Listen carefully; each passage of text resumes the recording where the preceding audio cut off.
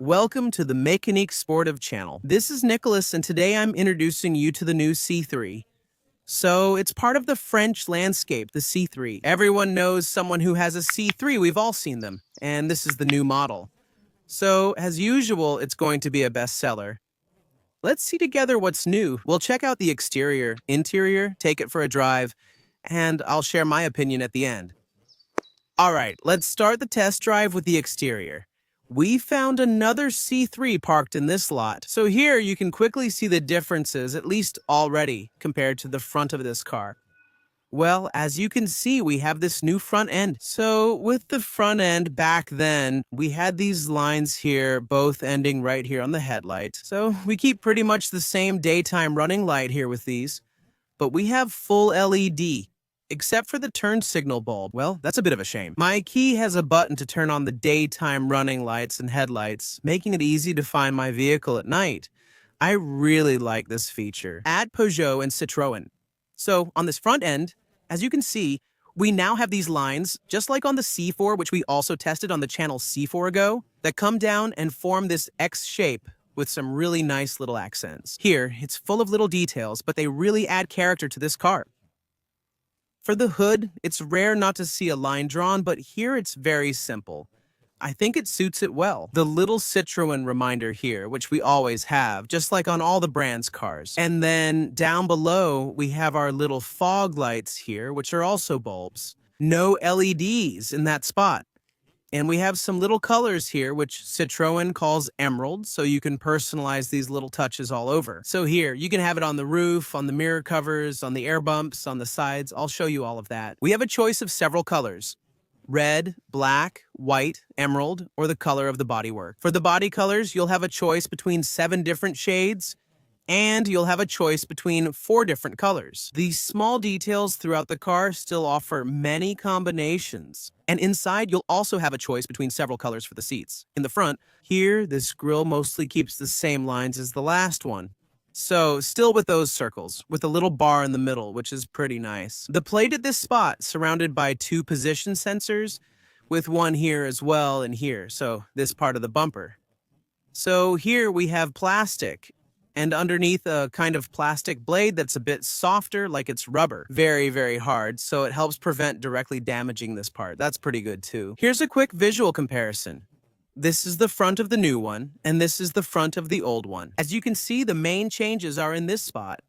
Otherwise, everything else looks the same. On the side, no major changes. We still see the recognizable C3 shape, so these small details, as I mentioned. Emerald color, we have the pillars here, which are surrounded by a black sticker. So it gives a bit more character to the car as well. And so with this two-tone, with the white color here and this emerald color, with the reminder here, the mirror, the bumper here, it gives a pretty nice look. What you need to know is that these the air bumps are to prevent door dings on the car. So as you can see, they stick out a bit more here. You can remove them. 2, it's free if you don't want them. It's free if you do want them. Just a reminder about these plastic parts here. This side skirt here, it's plastic just like the wheel arches. So, as you can see, it really goes all around the car. It outlines the car nicely. It also gives it its strong character. And having a mix of colors, this also adds more character to a car. While we're here, I'll share the dimensions. So, in length, it's 3 meters 99. Just 1 centimeter short of 4 meters, but this way we're under 4 meters. 1 meter 75 wide and 1 meter 49 high.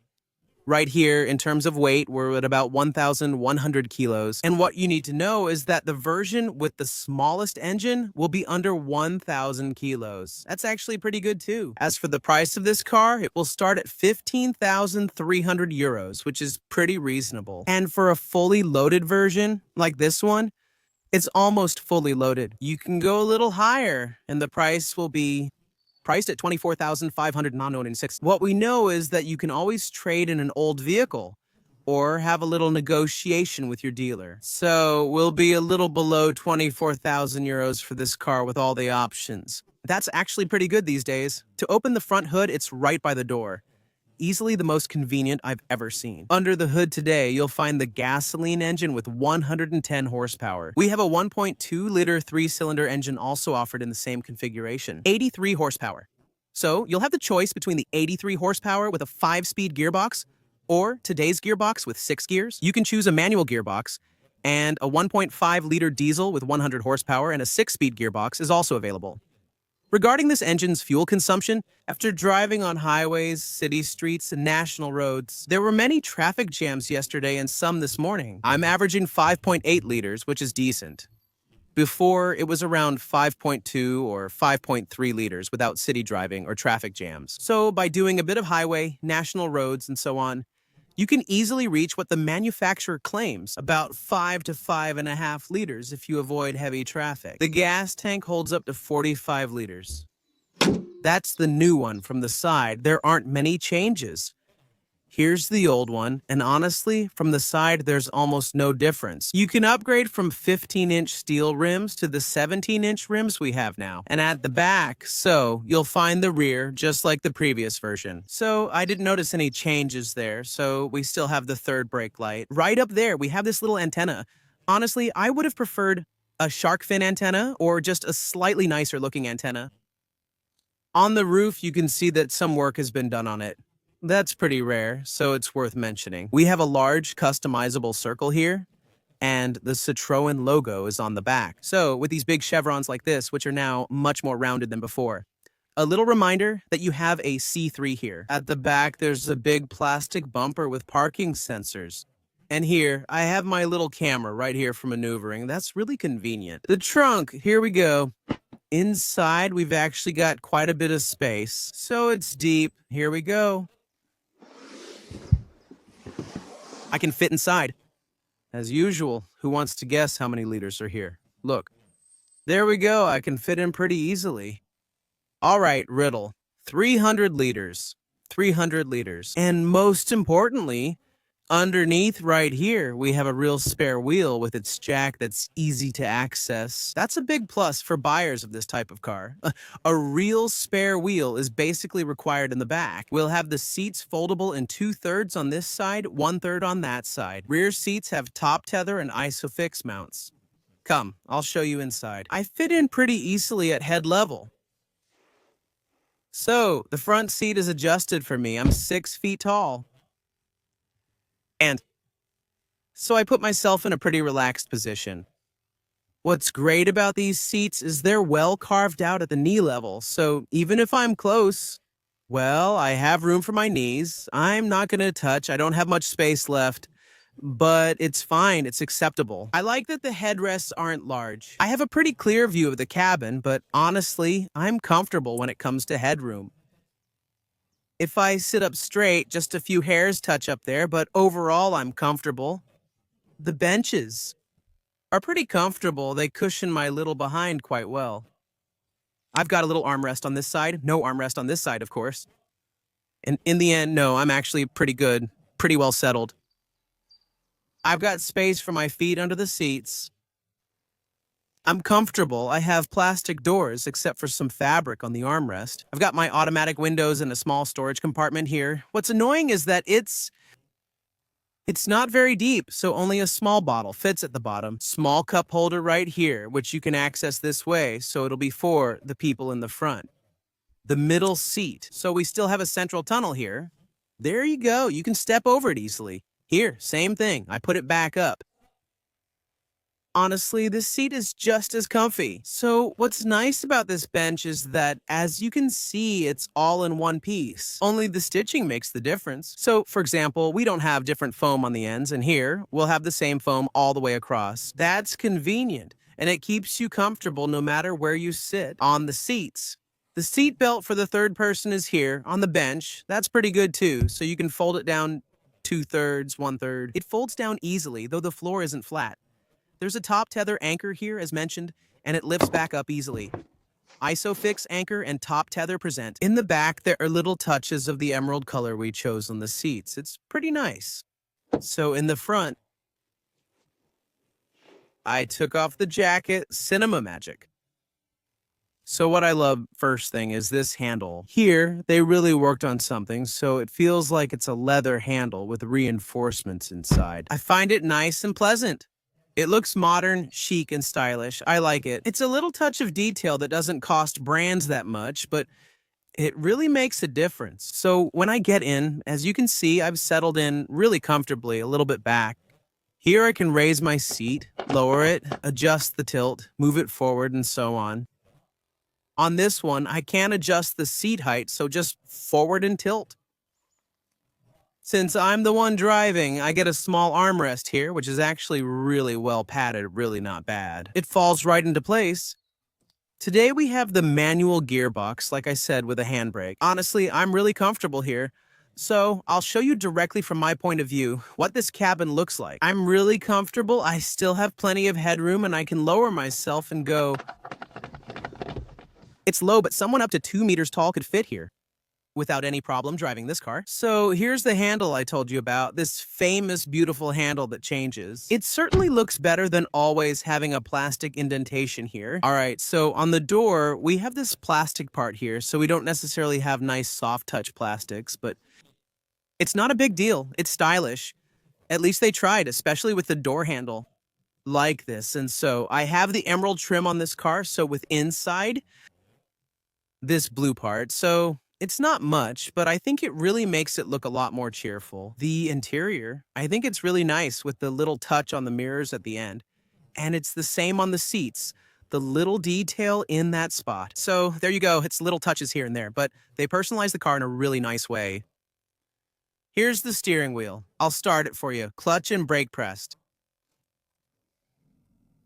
And there you go when it starts. We have the steering wheel here, which is nice. It's quite thick, so the rim of the steering wheel is not too thin, not too thick. The little thumb rest here, it's good, with the stitching on the inside. On the left side of the steering wheel, we have the volume control for the radio, the voice command. This is to scroll through the menus, as you can see in the back. So here, an average of 6 liters while running and other factors at idle. And some information about the vehicle. So, for example, here, with a little less than a full tank, the car shows 600 kilometers, 660 kilometers of range, so we'll do about 700. So we have the tachometer on the right with real needles, and on the left, the speedometer. So, no full screen, but honestly, I think the design works well. It looks pretty modern. It's not the latest thing, but for me, it's enough. With a speedometer that will show the speed, here, also digital, no heads-up display today or anything like that. So honestly, a pretty simple car. On the right, that will be for the radio and picking up the phone and changing the radio with this little dial. In the back, we have here the cruise control and speed limiter, so no adaptive system on this car. It's just cruise control and limiter. On the left, here you'll find the headlight height adjustment and the mirror adjustment. And when you press it, the mirrors fold in electrically. On the left, turn signal and headlights. Of course, we have automatic headlights. And on the right, the wipers with automatic wipers as well. So in the doors while I finish. So we have storage compartments that are quite large here, so you can put a bottle in lengthwise. The pedals look like this. So here, we really have plenty of space for the left foot. So to rest your foot in that spot, that's a good thing. Next, on the dashboard up there, we have speakers and a large, completely flat area. However, I think it reflects quite a lot. But don't put too much glossy varnish or polish on the plastic to make it shine. Otherwise, it will reflect a lot on the windshield. As for the rear view mirror, it's a very simple one, with thick edges again, the lights here, and some buttons. It's still somewhat yellow. We could have made it whiter for a more modern look. The air vents then on the sides, which are pretty nice and go well with the car. So we have 4 of them as usual. The screen here is touch sensitive, so I can adjust. So this is the ventilation. I have shortcuts on the sides, so either the car, the apps, for example, Android Auto, Apple CarPlay, the phone, music, navigation, and the air conditioning. As you can see, it's very responsive. Hard to complain. Clicking something responds quickly. To use Android Auto, click here again once your phone is connected. So we have the volume for the sound. By the way, the sound, so we have the speakers here in the back. So we have 6 speakers in the car. Honestly, the digital audio broadcasting radio sound quality is very good. That's for defrosting, front, rear, and hazard lights. Listen for the beep. So that's the sound of the hazard lights. Lock or unlock the vehicle. To start the car, press the brake and clutch pedals because it's a manual. A small storage compartment here, honestly, I have to admit this one isn't really very practical, since it's not really slanted. I would have liked it to be a bit more slanted. Well, you can still store a few small things here. Below, the 12-volt socket. There you go to connect whatever you want. The USB port, so you can connect your phone, charge it or something else, or connect to Android Auto or Apple CarPlay. Small storage with double cup holder, plus, again, quite a bit of depth in this spot. The gearbox here, 6 speeds, which is actually pretty pleasant to handle. So as you can see, the travel isn't too long. You get a good grip, so the travel is good. For reverse, just pull that, there you go. Pulling it back activates the rear view camera, which has a wide angle. That's good. And you have good visibility on it. The quality is actually pretty decent. Next, we have a real handbrake. It's been a long time since I've seen a real handbrake. On the right is a glove box. So as you can see, there's plenty of space. The dashboard doesn't come too far toward the passenger, so the passenger has good space for themselves. The glove box right here, which is always quite deep on these cars. And here's what the door looks like directly. The seat, so we have these beautiful seats. And what's really nice is I like this fabric texture because it doesn't slip too much. So basically, at Citroen, I would recommend these seats over the leather ones because you get better comfort. And on top of that, they don't slip at all, so you get better support in the turns. And that's what it looks like altogether. Well, I think it's time to take a little drive with this car to try it out. So let's go for our little ride with this Citroen C3 seatbelt. Foot on the brake, foot on the clutch. I press my little button right here and it starts. All right, I'll start by reversing. I have my backup camera. Oops, forgot the handbrake. There we go. We have a turning radius of about 10 meters. Let me show you here so you can see how it handles in a small parking lot. So 10 meters and a bit. Yeah, it's a little tight. We could have maybe done a little bit better on that. I would have liked a turning radius, a little bit better. In any case, the steering is very pleasant to handle. So we have this steering wheel with a small flat bottom. So that's convenient for getting on board. And we have a gearbox that's honestly quite pleasant to handle as well. So here we go. On the dashboard, I have the indicator to consume as little as possible, which has been telling me for a long time when to change gears and so on. You can usually drive below 2,000 revolutions per minute. That's what's recommended by the car to save on gas. Look, a bus will pass by us. Listen. I think it's actually pretty well soundproofed. I made a point of view video, so point of view, with the camera on my head to show you what it's like when driving. Feel free to go check it out. On the highway and elsewhere, honestly, I was really surprised by how the car is soundproofed, which is surprising for a C3. I was impressed, even in tunnels. Well, you feel like you're in your own bubble. So here, we're on a slightly rough road. Well, honestly, the suspension does its job well. It's not the most comfortable Citroen. I find it quite pleasant. What's good is that it's more responsive than many of the bigger ones. So when I take the car out, the car, it moves a bit more easily. But it still sways a little at first. Because, well, the car is meant to be comfortable. And over a speed bump, well, honestly, even at this speed, it's actually pretty pleasant. Look, there's another speed bump. Honestly, it goes over that without any problem.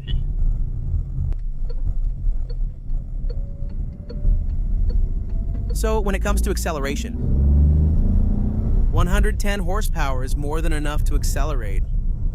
The little thing I mentioned earlier is this windshield, which reflects a lot. With my position, I actually have the whole dashboard reflecting on the windshield. Right now, there's a lot of sunlight. I have to admit, it's a little bit annoying. Maybe with polarized sunglasses, it could get rid of that effect. So there we go. Here, I'm in 4th gear at 60. I'm under 2,000 revolutions per minute. We're going to leave the city, so I'll bring it up to 70. At 70 kilometers per hour, then, I can set the cruise control. So, I have the cruise controller limiter, and it's 70. Honestly, it's really comfortable. Road sign recognition can tell me, for example, that the speed limit was 80 here. And we can display it, so on the screen, to have the car automatically adjust to the speed of the road signs. So that's actually good. For air conditioning, everything is now controlled here with no physical buttons. You must use the menu. I'm not a fan of that since it distracts you from the road. It takes a little time at first, but you soon get used to it and know where everything is, allowing you to adjust the temperature, vent positions, and more, thanks to the screen. In the city, so now we're back in the city. The car's easy to drive. Honestly, there's a little else to say. It's built for this. The city and villages. And to do a bit of everything, even on the highway. We'll check that out in a moment. This little car performs well everywhere. We're approaching my roundabout, so let's test the handling by picking up the pace. So the seats, I'm not really very well supported laterally. Right here. As for handling, it's pretty good. Honestly, the car handles well, and the steering is pretty precise. I can take it pretty much wherever I want, even in corners if I want to have a little fun. Well, there you go. So the car will sway a little bit, but in the end, it's actually pretty good. So here we go. I'm going to do the weight transfer now. Honestly, it works, properly. So the car doesn't lose grip, it's pretty stable, so in the rain we'll see, it might be a different story. For once it's not raining and the weather is nice, we're going to enjoy it. In any case, the car's pretty stable, but it does roll a little bit, so that means it's going to settle a bit on the suspension and the seats. So as I was saying, it's really not a car made for taking corners quickly because I easily get thrown to the side since there's not much support, and I move around a lot here. As for the braking, we just had a pretty strong stop. The pedal is quite progressive, which is nice, and it still has a good bite. Since it's a light car, it barely weighs 1,100 kilos. So, as I was saying, we have seats you move around in a lot. The benefit of having such open seats, if you're a bigger person over 100 kilos, well, you'll be able to get in easily. You won't feel cramped inside. On the other hand, if you're a bit slimmer, well, you'll move around a little more. Well, if you drive normally, it feels as comfortable as sitting on your couch. Now, a tiny roundabout? Come on, let's take it in a really sporty way. Honestly, we've got really great handling. So even when I push it, there's a bit of understeer, but otherwise it handles well. And for acceleration, there you go. If you're in a hurry, it'll still work very well. With the engine in front, some understeer is normal, but the car is still easy to handle, and above all, it's not tricky. So even here, for example.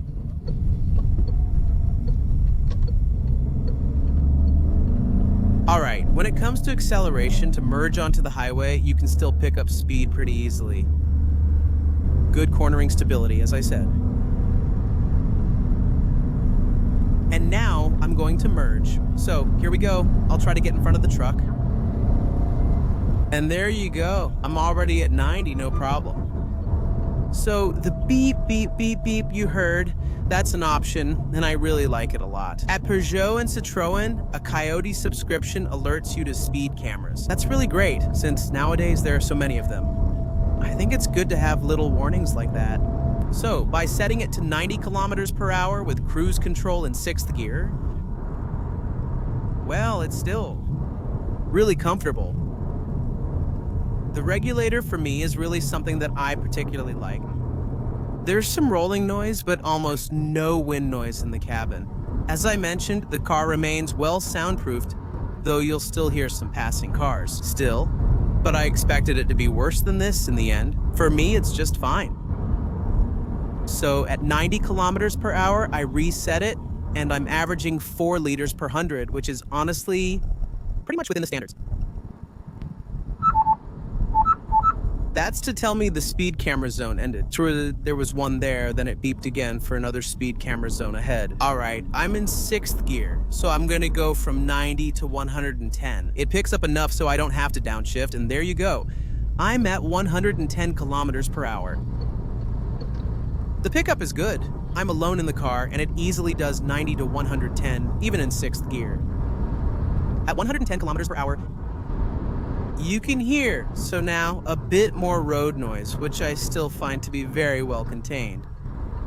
And you start to hear a few small wind noises are normal at 110 kilometers per hour. If you stuck your head out, it would be windy. There you go, we passed the speed camera. Let's test at 130, same thing. I'll stay in 6th gear to accelerate to 130 kilometers per hour. And it really accelerates quite well. At 130 kilometers per hour, it feels like 110, except there's a bit more wind noise. And as for the engine, we're at just over 1,500 revolutions per minute. All right, so here we're on a road where there's nobody. We're going to do a little acceleration test. So we're in manual transmission. Let's do a quick 0 to 100.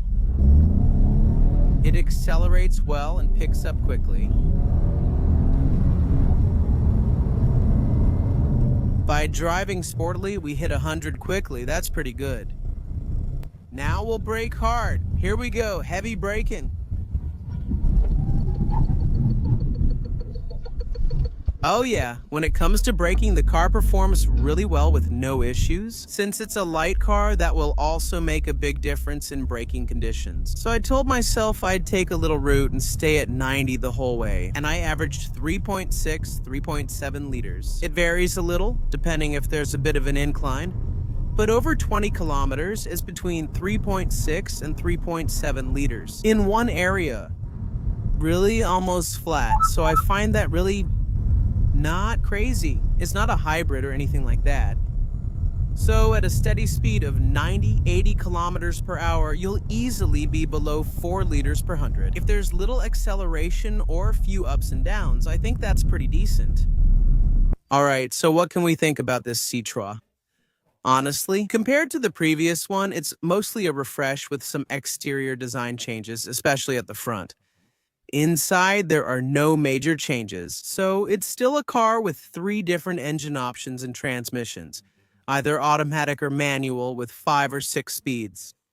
We have a car that's honestly pleasant for everyday use, easy to handle, drives pretty well, and remains comfortable, not as much as a C4 or C5.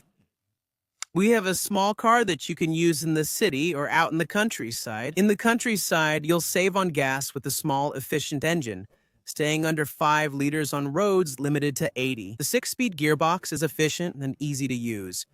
In the city, expect about 6 liters per 100 kilometers, which isn't bad either. I think that's pretty good. We have a fairly spacious car, and in the back, it's pretty comfortable thanks to these well-contoured seats, even if we're fairly tall people. If you're a small family, well, comfort and everything else won't be an issue. As for handling, in my opinion, it's a good car. So with fairly affordable prices, starting at 15,000 euros, it's reasonable. You might not get all today's options. A fully loaded version costs just over 24,000 euros. I think that's really not bad. The look in this emerald blue with this white, I think it really stands out. I really liked it. You can have the option in red, in black, with slightly sandy tones. Gray, you can have an all-white version if you want. The roof, you don't need to add these small touches of color everywhere. You can have a much simpler version, but I like having a little bit of color accents. A little bit of pep makes life a lot more joyful.